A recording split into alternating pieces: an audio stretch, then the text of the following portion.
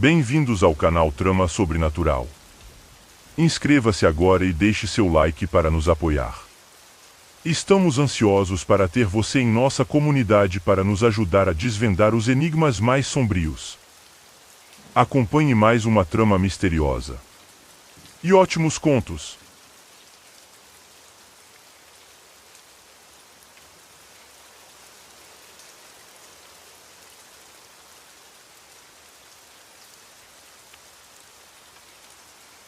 Depois de concluir o terceiro ano da faculdade, consegui garantir uma posição em um programa florestal enquanto cursava minha graduação.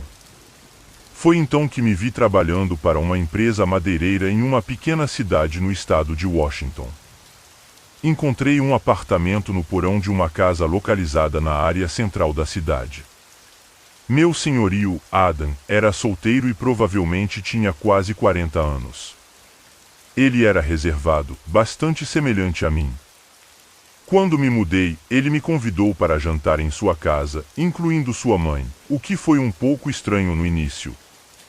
No entanto, eles pareciam ser pessoas muito boas, então me senti confortável com a situação. A colocação que consegui era mais sobre adquirir experiência do que sobre o salário. Apesar de o pagamento ser baixo, decidi seguir em frente. Estar longe de amigos e família significava ganhar pouco dinheiro, mas a beleza da região compensava. Estávamos cercados por montanhas, o que tornava o ambiente de trabalho espetacular. Eu passava a maior parte do tempo trabalhando ao ar livre, o que limitava minha interação com outras pessoas. Sendo um jovem no início dos 20 anos, era incomum para mim conversar com alguém que não fosse pelo menos 10 anos mais velho. A cidade era pequena e as oportunidades de socialização eram escassas. Consequentemente, passei muito tempo em casa. Isso continuou pelos primeiros meses, e eu ainda não havia feito nenhum amigo. Meu senhorio provavelmente percebeu isso.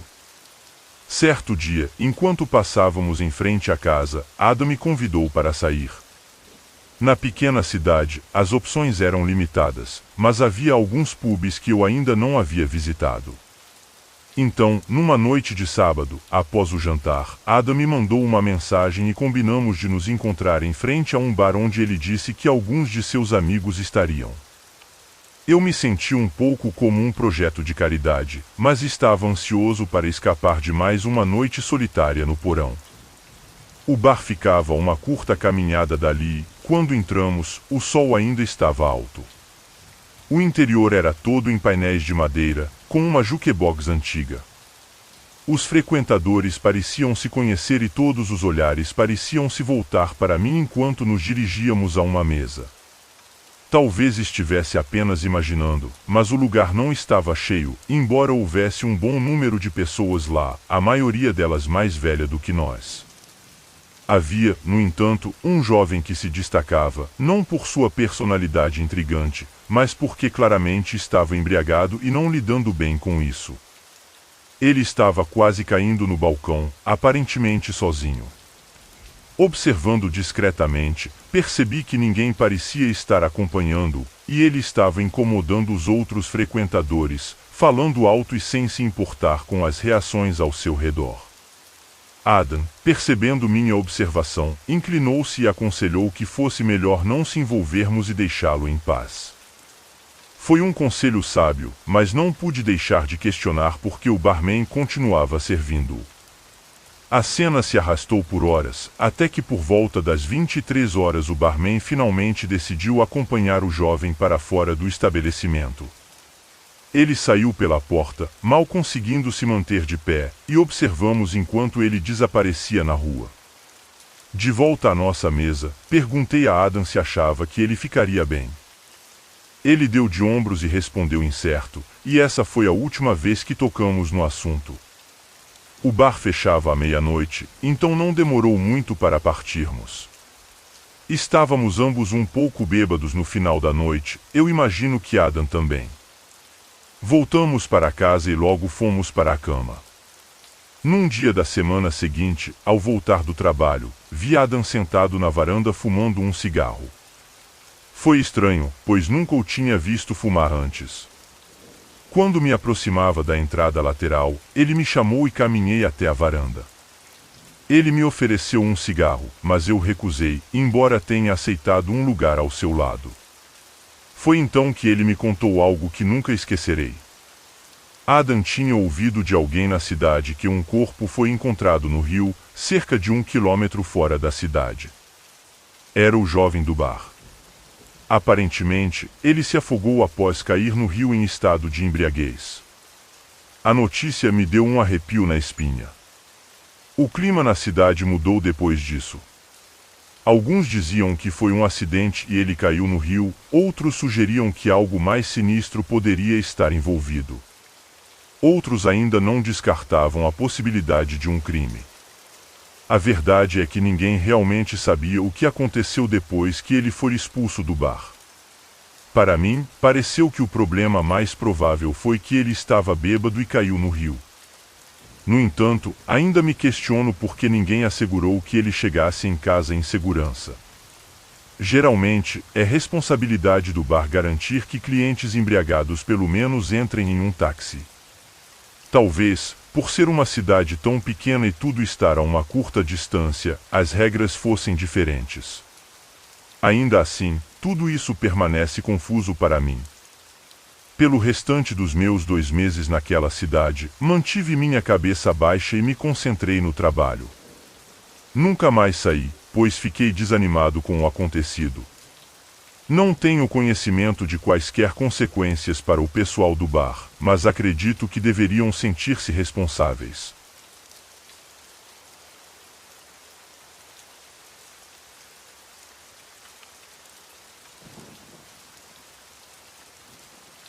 Meu nome é Andrew, mas sou mais conhecido como Derek entre meus amigos e familiares. Resido em uma pequena cidade no sul do Colorado, cuja fama repousa na beleza natural e, curiosamente, nas plantações de alface do diabo. Nos anos 2000, eu tinha um grande amigo chamado Anthony. Nos conhecíamos desde a infância, provavelmente desde os 6 ou 7 anos, e nossa amizade floresceu devido aos nossos interesses comuns em Dragon Ball Z, videogames e uma sensação compartilhada de sermos um pouco diferentes. Não éramos exatamente excluídos, mas simplesmente não nos encaixávamos no típico ambiente de cidade pequena, entre os atletas locais ou os alunos mais aplicados. Eu cresci sob os cuidados dos meus avós e do meu pai, enquanto Anthony era criado por sua tia e tio. Nenhum de nós teve uma estrutura familiar tradicional. Em uma cidade pequena como a nossa, as pessoas tendem a ter opiniões formadas sobre os outros, o que nos sujeitava a sermos frequentemente julgados. Lembro-me de ser ridicularizado por usar camisetas de Dragon Ball Z na escola, mas isso apenas fortaleceu nosso vínculo. Nossa casa ficava em um beco sem saída, situado mais ou menos no centro da cidade, em uma pequena colina. É difícil descrever para quem nunca esteve lá, mas tínhamos uma vista privilegiada da cidade. Anthony costumava passar os finais de semana e as férias de verão comigo, e juntos fazíamos atividades típicas de crianças, brincávamos, assistíamos Dragon Ball Z, andávamos de skate e jogávamos videogame. Porém, tudo mudou em uma noite de verão. Era provavelmente o final de junho, quando os dias eram longos e quentes. Estávamos lá fora, provavelmente discutindo sobre garotas ou sobre qual wrestler seria o próximo campeão, quando vimos algo que nos chocou, o que só posso descrever como uma cena de crucificação de alguém da nossa idade. Aconteceu em uma colina próxima, a cerca de 100 metros de distância, onde havia uma pequena comunidade isolada. Havia uma escola privada, uma mercearia e uma pequena igreja, mas não conhecíamos ninguém lá. Apesar de nos alertarem para não nos intrometermos nos assuntos daquela comunidade, essa visão mudou tudo para mim e para Anthony. Parecia que estávamos presenciando repetidamente uma cena chocante. Uma cruz improvisada, onde alguém que parecia ter a nossa idade estava amarrado, sendo brutalmente chicoteado por 2 adultos. Ficamos paralisados, olhando um para o outro, sem saber o que pensar ou fazer.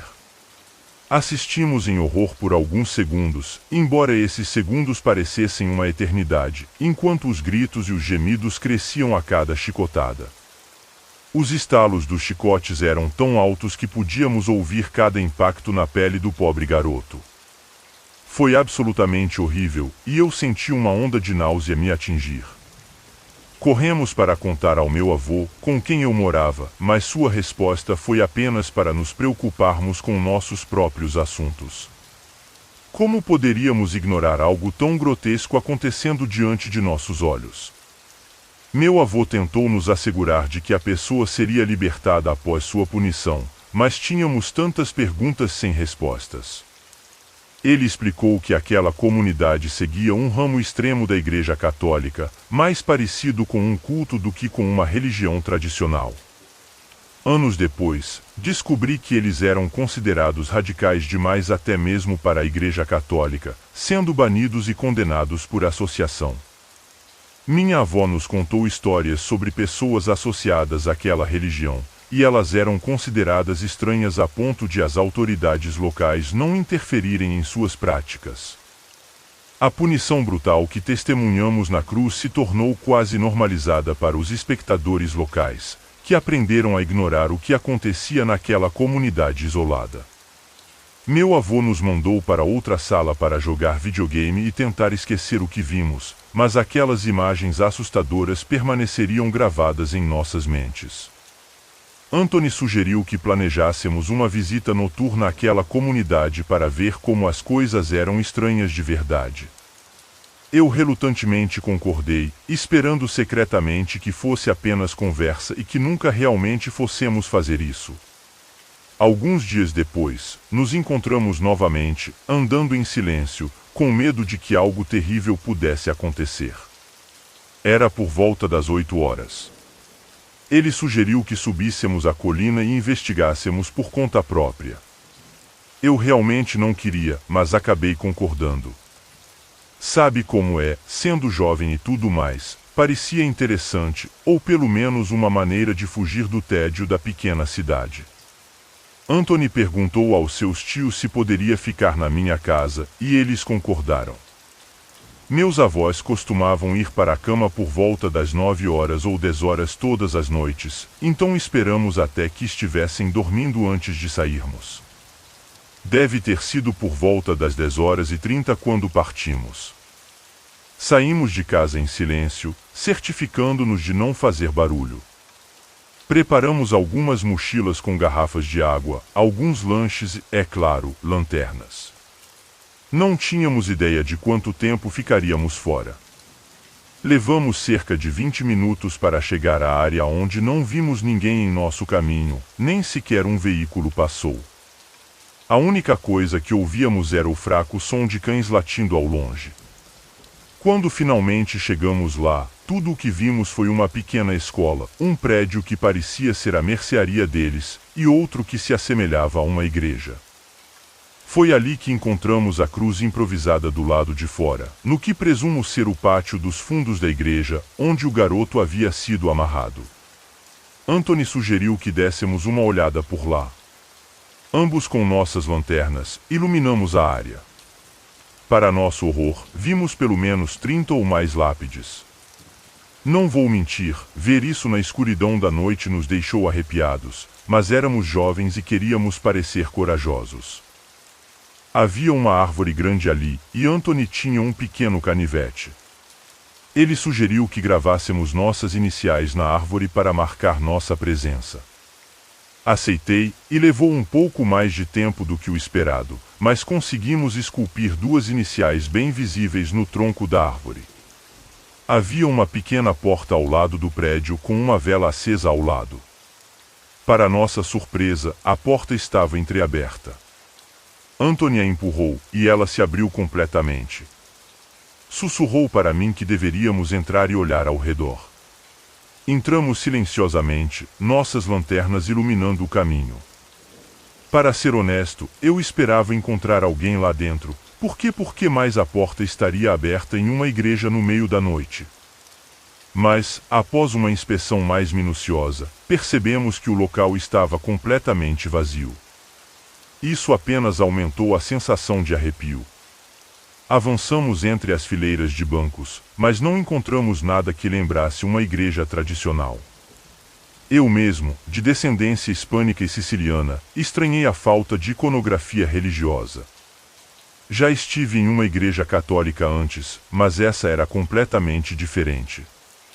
A cruz pendurada no teto parecia instável, podendo desabar a qualquer momento, o que deixava a atmosfera desconfortável. O lugar tinha um odor estranho, uma mistura de madeira úmida e algo metálico, como sangue seco. Era difícil de descrever. A única janela de vidro manchado era a característica mais próxima de uma igreja tradicional, mas as figuras representadas ali não se assemelhavam às imagens religiosas habituais. Os personagens nos vitrais pareciam mais cultistas do que fiéis devotos. Enquanto explorávamos, Anthony me chamou com urgência. Deparei-me com uma caixa enorme repleta de fitas VHS, todas com etiquetas. Algumas tinham um X vermelho, outras, círculos azuis, mas nenhuma outra identificação. Quando perguntei a Anthony o que ele achava, ele confessou que não tinha ideia. Nossa inocência juvenil, no entanto, nos impediu de tomarmos qualquer decisão impulsiva sobre assisti-las. Subitamente, ouvimos um carro parar do lado de fora, embora não conseguíssemos ver nenhum farol. Desligamos nossas lanternas e nos escondemos no altar. Quando a porta do carro se fechou, Anthony sugeriu que pudesse ser um policial. Eu sinceramente esperava que sim. Foi então que ele disse: vamos, precisamos sair daqui. Corremos pela porta de entrada, pulando a cerca de volta para o pátio próximo às lápides. Uma voz grave e profunda nos ordenou que nos escondêssemos. Um calafrio percorreu meu corpo enquanto meu coração batia acelerado. Eu sentia náuseas, mas a adrenalina nos impelia para a frente. Corremos como nunca antes em nossas vidas. Levou cerca de 10 minutos até chegarmos em casa. Não olhamos para trás, nenhuma vez. Na garagem do meu avô, tentamos recuperar o fôlego e entender o que havia acontecido. Ou quem era aquela pessoa? Perguntou Anthony. Eu não tinha a menor ideia. Os xingamentos escapavam de nossos lábios, tentando disfarçar nossa inquietação. Minha avó acendeu a luz da varanda e nos chamou. Derek, vocês estão aí, meninos? Respondemos afirmativamente e recolhemos nossas mochilas, deixando-as do lado de fora até o dia seguinte. O estranho cheiro do lugar parecia impregnado em nossas roupas. Não conseguimos dormir muito naquela noite, conversando incessantemente sobre o que vimos, tentando decifrar o conteúdo das fitas e o mistério por trás da pessoa que apareceu sem luzes em seu veículo. Por que eles teriam suas luzes apagadas, especialmente durante a noite? Ficamos intrigados, pois a porta estava aberta e uma vela acesa estava lá dentro. O cheiro no ar era tão estranho, quase como se estivéssemos em um filme de terror. Na manhã seguinte, minha avó nos acordou para o café da manhã. Normalmente, ela e meu avô tomavam café no convés durante o verão, mas eu e Anthony optamos por comer na garagem. Tentamos discutir o que havíamos presenciado na noite anterior, mas acabamos rindo. Era uma mistura de medo do desconhecido e a típica bravata de garotos tentando ser mais corajosos do que realmente éramos. Com o passar dos anos, muitas das pessoas associadas àquela estranha seita ou religião faleceram ou se mudaram, e agora isso não é mais uma questão por aqui. Ouvi dizer que muitos dos moradores daquela área se mudaram para o Novo México. A igreja em que entramos está fechada agora, sendo usada como um pequeno açougue. No entanto, as lápides ainda permanecem lá, testemunhas silenciosas da nossa experiência. É algo que nunca esquecerei, e eu e Anthony conversamos sobre isso por muitos anos. Infelizmente, Anthony nos deixou há alguns anos, lutando contra seus próprios demônios devido a traumas que enfrentou em sua vida. Sinto falta dele todos os dias, e essa é uma experiência que levarei comigo para o túmulo. Até nos encontrarmos do outro lado, meu amigo. Essa foi a nossa história no motel.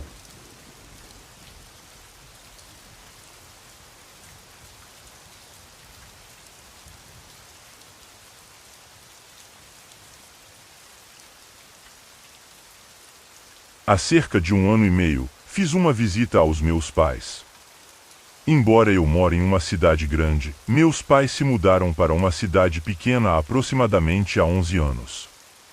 Não foi lá que cresci, eles se mudaram depois que minha irmã e eu fomos para a faculdade.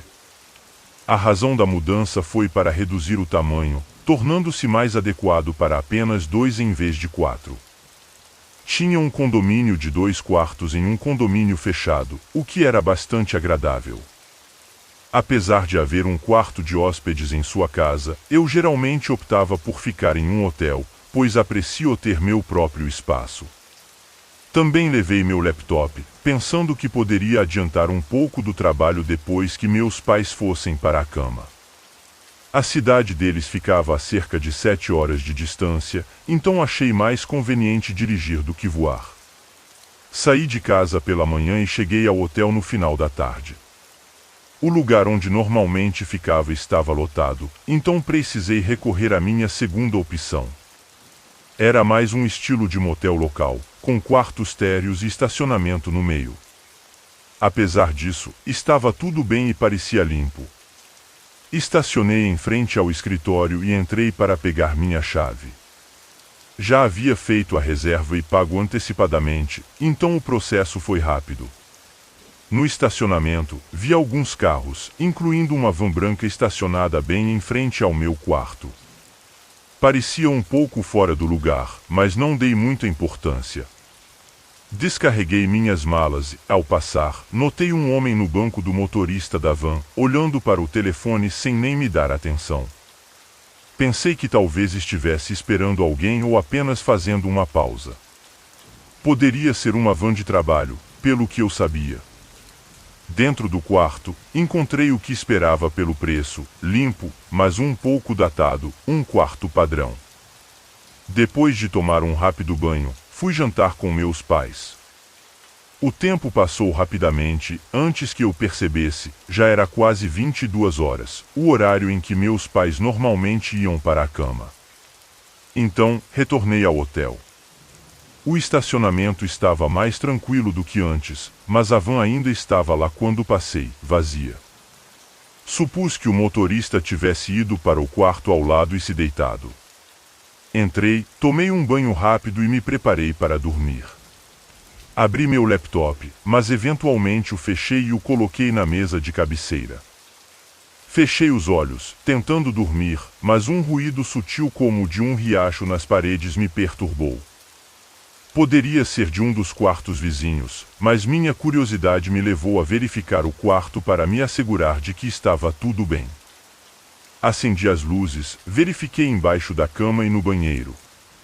Me senti um pouco tolo por agir assim, mas uma sensação paranoica me dominou. Decidi então abrir o armário, que permanecerá fechado desde que cheguei. Ao abri-lo, deparei-me com o que parecia ser um corpo deitado no chão. Por alguns segundos, pensei que fosse uma brincadeira, mas o corpo estava lá, coberto parcialmente por um moletom azul com capuz. Minha respiração ficou pesada e, sem pensar, virei-me e saí do quarto às pressas. Corri até a recepção, sem fôlego e tremendo. O atendente, um jovem na casa dos 22 anos, ficou surpreso com minha repentina aparição. Mal consegui explicar o que havia acontecido quando ele prontamente chamou a polícia. Enquanto esperava, olhei pela janela e vi os faróis da van se acendendo, saindo rapidamente do estacionamento. Tudo aquilo parecia estranho demais, mas ainda não sabia exatamente o que estava acontecendo. Quando a polícia chegou e verificou o quarto, o corpo havia desaparecido. Logo descobriu-se que a van pertencia a um dos outros hóspedes, que já havia partido. Com apenas meu relato sobre o que vi, pouco havia que os policiais pudessem fazer, e a situação acabou sendo tratada com certa incredulidade. Afinal, poderia ter sido um intruso que se escondeu até eu dormir para me roubar, ou algo ainda mais sinistro. Porém, nada estava fora do lugar, nem mesmo o meu laptop, que estava bem visível. Naquela noite, eu não consegui dormir no motel, então optei por ir para a casa dos meus pais. Quando contei à minha mãe o que aconteceu, ela mal podia acreditar, já que a cidade deles não tinha histórico de crimes. Isso me levou a pensar que o homem da van provavelmente não era daquela cidade, já que meus pais nunca tinham visto uma van como aquela por lá. Suas verdadeiras intenções me deixaram perplexo, e confesso que cheguei a pensar que havia encontrado um corpo naquela noite.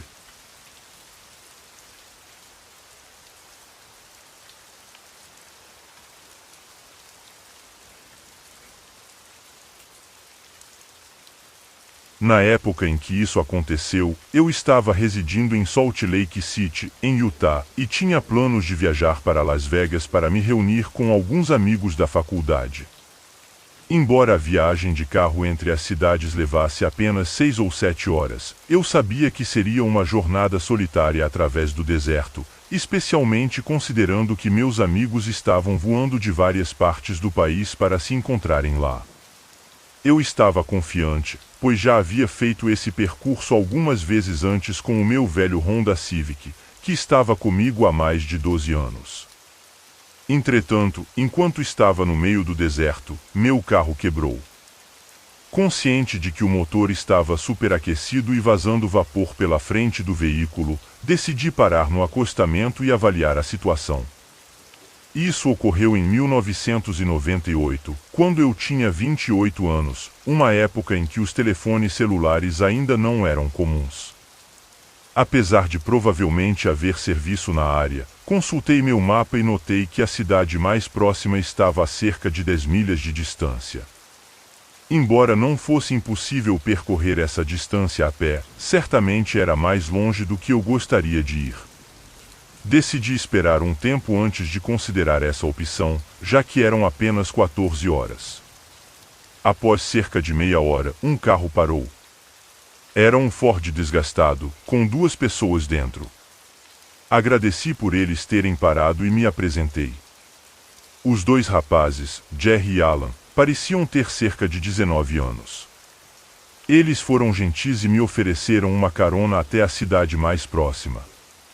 Aceitei e entrei no banco de trás do veículo. Porém, logo ficou claro que Jerry e Alan não se davam muito bem, pois estavam constantemente discutindo. Eu tentei me manter à margem e fingir que não percebia, mas era evidente demais para ignorar.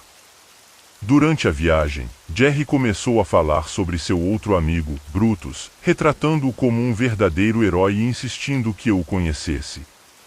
Educadamente, respondi que minha prioridade era recuperar meu carro antes de escurecer. No entanto, eles não desistiram facilmente. Eventualmente, concordei em verificar a casa deles, sabendo que poderia sair e encontrar ajuda na cidade próxima, que ficava a uma curta distância de carro. A casa deles estava localizada a apenas 700 metros de distância de uma estação de serviço que parecia estar sendo observada por um caminhão de reboque que passou no caminho para a casa deles. A visão da casa me trouxe um sentimento perturbador, pois era uma construção antiga e em ruínas, solitária na paisagem desértica. Ao sair do carro e seguir os outros 2, estava pensando em uma maneira educada de sair dali. Ao entrar na casa, vi um homem parado no saguão da frente, vestindo um terno e parecendo estar à espera. Lembro-me de que nenhum de nós tinha telefone, então eles não poderiam ter informado ao homem sobre a minha chegada. Jerry saiu brevemente, enquanto Alan me apresentava ao homem de terno, que se identificou como Brutus, embora eu não tenha certeza se esse era seu nome real. Quando Jerry retornou com uma bandeja de bebidas, que pareciam ser xícaras de café comuns, mas estavam em uma bandeja de prata, os 3 pegaram uma, mas notei que nenhum deles deu um gole. Talvez estivessem esperando por mim, ou talvez houvesse algo naquele café que eles não queriam que eu bebesse. Tentei recusar educadamente, mas percebi que eles não aceitariam um ou não como resposta. Percebi que estava parado perto da porta da frente, e ninguém estava bloqueando minha saída. Acho que eles presumiram que eu não teria para onde ir. Aproveitei a oportunidade e corri para fora. Olhava para trás a cada poucos segundos enquanto me dirigia à cidade. O posto de gasolina já era visível à distância, e eu sabia que eventualmente chegaria lá. Vi um carro se aproximando por trás. Enquanto estava entre algumas outras casas, permanecia sozinho na rua. Consegui me esconder atrás de uma árvore antes que o veículo chegasse. De lá, observei o carro percorrendo as ruas em busca de mim. Eventualmente, desistiram, e continuei em direção ao posto de gasolina. Quando cheguei lá, um cara solitário estava trabalhando. Felizmente, ele parecia ser uma pessoa normal. Ele me informou que o motorista do guincho estaria disponível em 2 horas. Enquanto esperava na estação, Jerry apareceu, caminhando em minha direção com uma expressão furiosa. Pensei que ele pudesse tentar algo, mas com o trabalhador e alguns clientes por perto, nenhum de nós fez qualquer movimento. Depois que Jerry saiu, a tensão se dissipou, e o trabalhador riu. Esses caras são loucos, ele disse. Ou você não entrou na casa deles, entrou. Olhei para ele, forcei um sorriso e saí rapidamente. O motorista do guincho chegou e consertou meu carro imediatamente. Consegui chegar a Las Vegas antes de escurecer. Meus amigos acharam a história hilária quando a contei mais tarde. Talvez aqueles caras fossem apenas uns esquisitos inofensivos, ou talvez...